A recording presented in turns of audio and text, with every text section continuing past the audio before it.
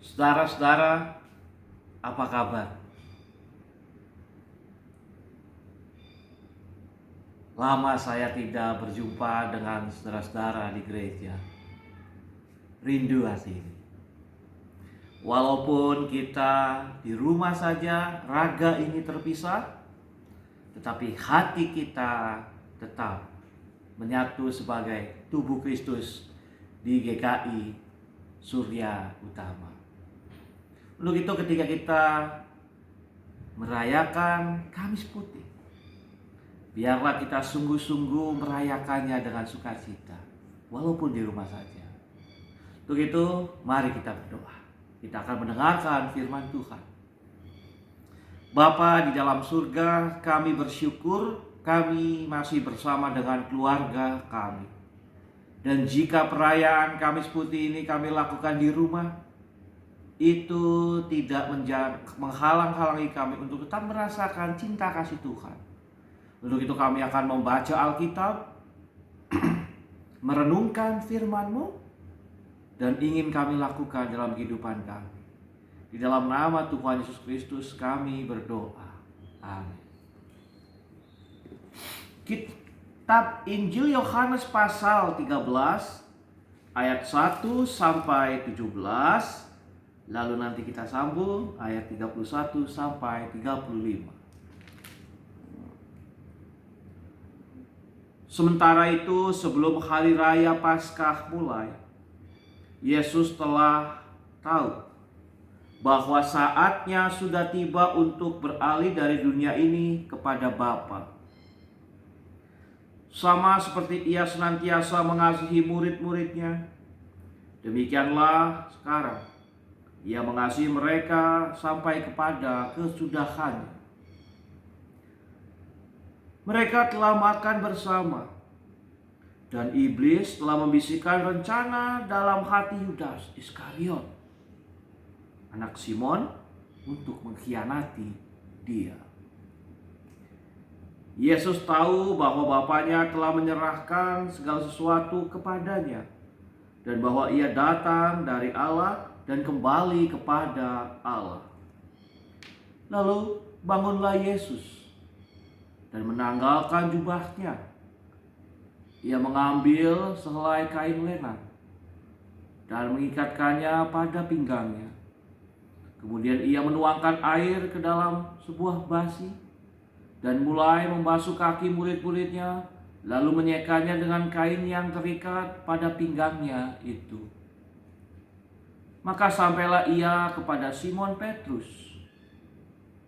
Kata Petrus kepadanya, "Tuhan, Engkau hendak membasuh kakiku?" Jawab Yesus kepadanya, "Apa yang kuperbuat engkau tidak tahu sekarang, tetapi engkau akan mengertinya kelak." Kata Petrus kepadanya, "Engkau tidak akan membasuh kakiku sampai selama-lamanya." Jawab Yesus, "Jikalau aku tidak membasuh engkau, engkau tidak mendapat bagian dalam aku." Kata Simon Petrus kepadanya, "Tuhan, jangan hanya kakiku saja, tetapi juga tangan dan kepalaku."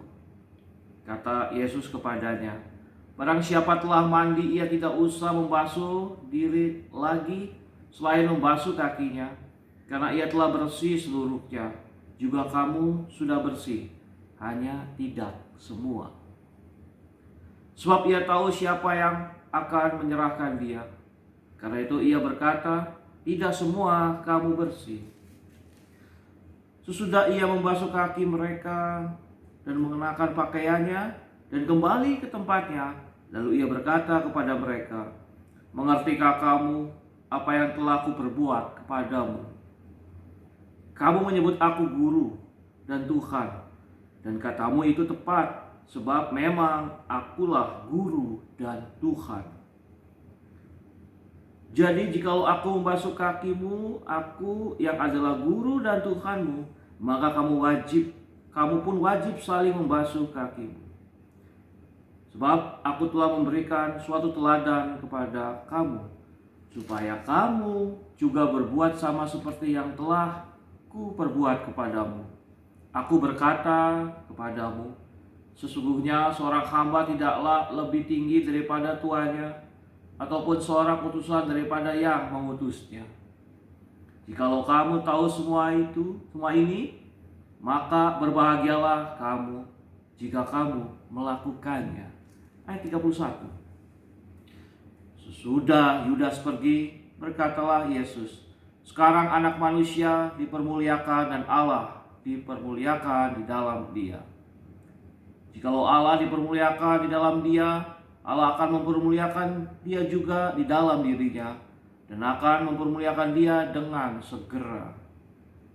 Hai anak-anakku, hanya seketika saja lagi aku ada bersama kamu. Kamu akan mencari aku, dan seperti yang telah kukatakan kepada orang-orang Yahudi, ke tempat aku pergi tidak mungkin kamu datang. Demikian pula aku mengatakannya sekarang juga kepada kamu. Aku memberikan perintah baru kepada kamu, yaitu supaya kamu saling mengasihi. Sama seperti aku telah mengasihi kamu, demikian pula kamu pun harus saling mengasihi. Dengan demikian, semua orang akan tahu bahwa kamu adalah murid-muridku, yaitu jikalau kamu saling mengasihi.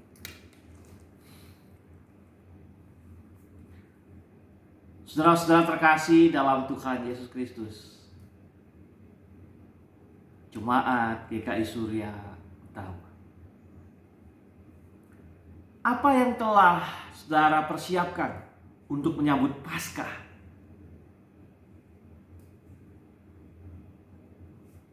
Seringkali Paskah dirayakan kurang semarak ketimbang Natal. Padahal Paskah juga salah satu perayaan gerejawi yang perlu kita hayati. Dan saat ini kita mulai memasuki minggu-minggu sengsara. Kita sedang merayakan Kamis Putih. Lalu nanti ada Jumat Agung. Lalu ada Sabtu Sunyi dan Paskah. Untuk itu, kembali saya tanya, apa yang telah kita semua persiapkan untuk menyambut Paskah? Mari kita mulai dari sekarang untuk sungguh-sungguh menghayati maaf. Saudara-saudara, kalau tema kebaktian kita adalah kerendahan hati dan ketaatan, dengan didasari pembacaan Injil Yohanes pasal 13 tadi, saya ingin mengajak kita untuk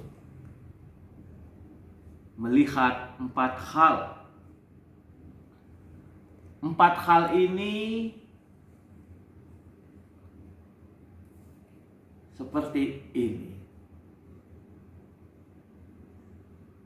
Kita akan lihat satu persatu. Sudah dicatat? Nah, ini penting. Saudara-saudara,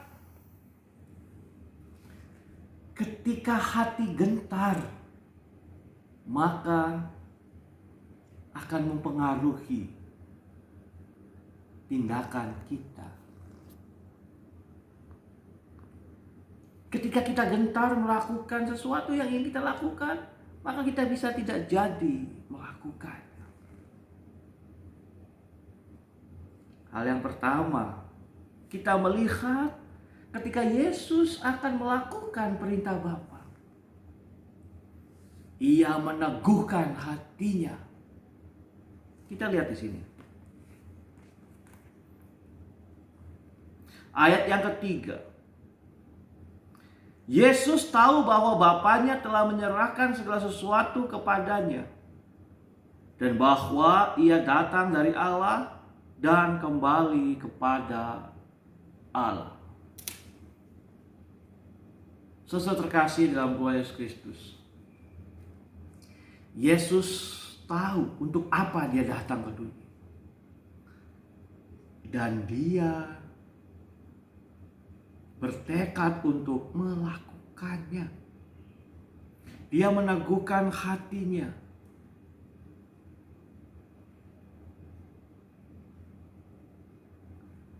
Dia tidak setengah-setengah. Walaupun ia tahu apa yang akan dia hadapi.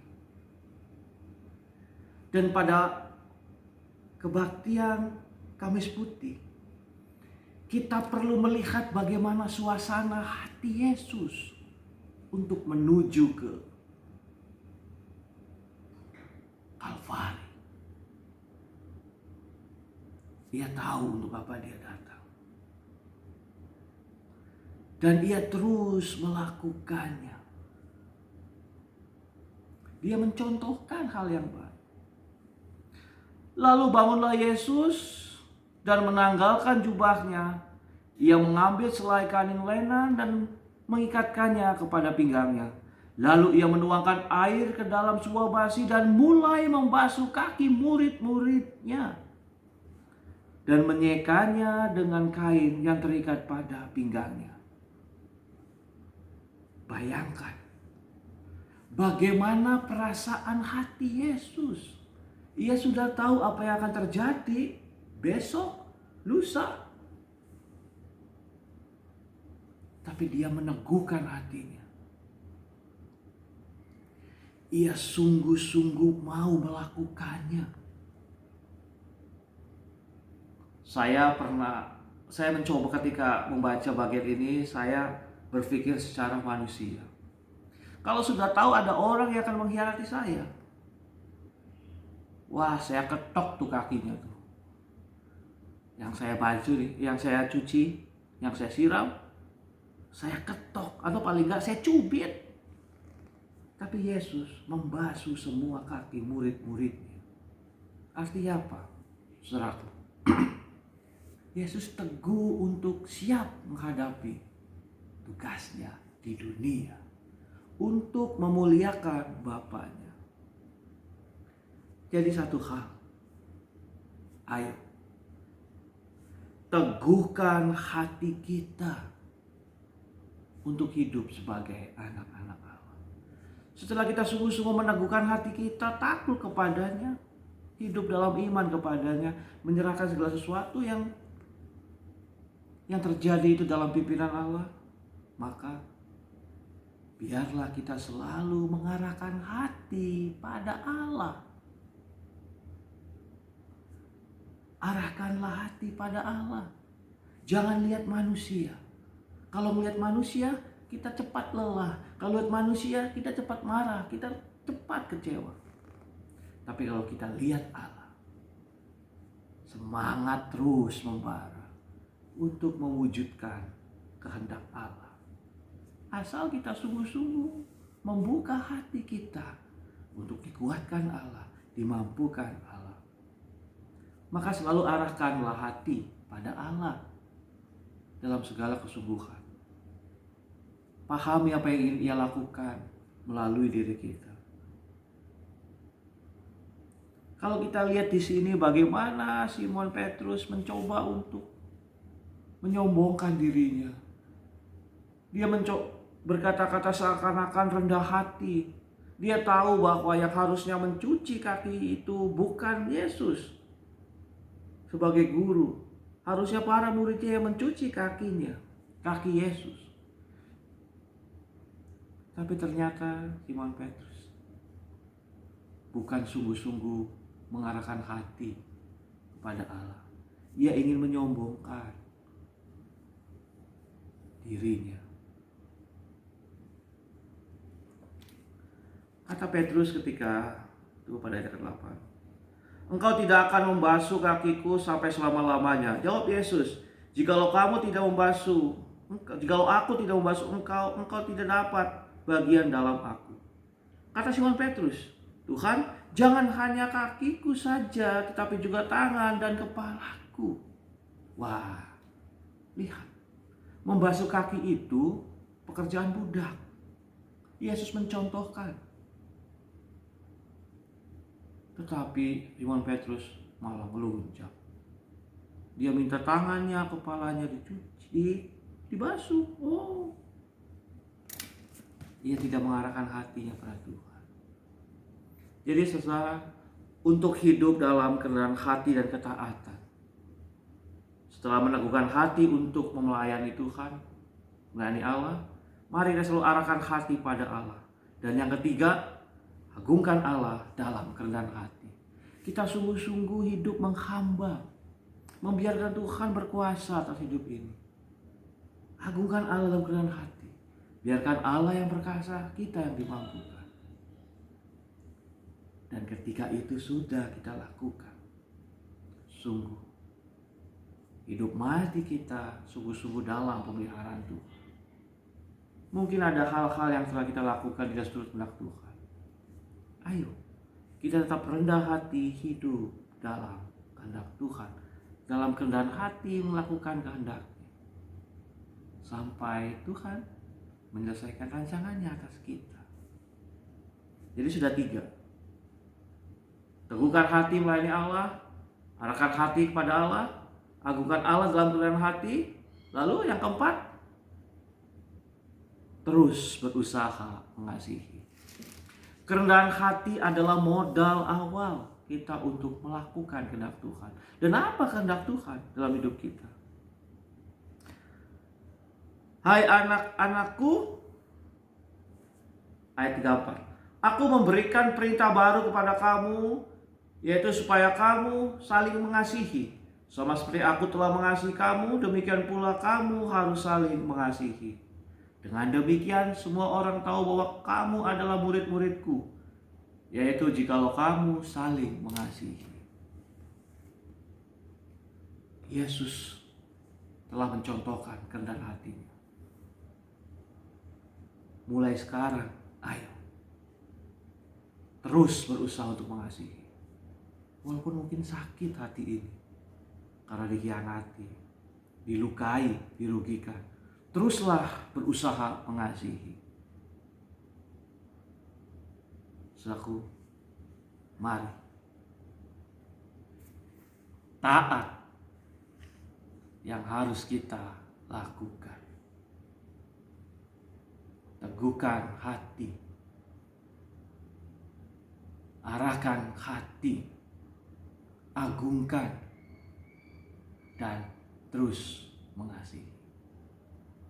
Biarlah Kamis Putih ini membuat kita makin rendah hati dan taat. Amin.